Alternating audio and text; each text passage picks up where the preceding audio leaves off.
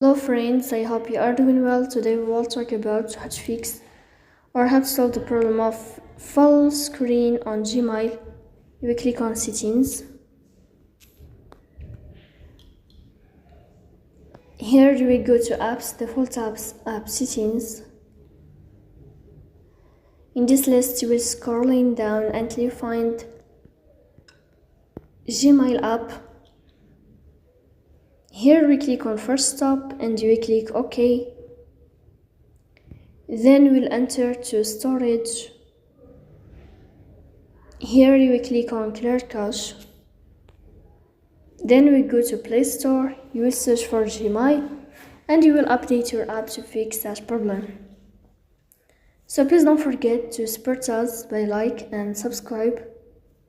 See you next time in another video and thank you for your watching and your attention.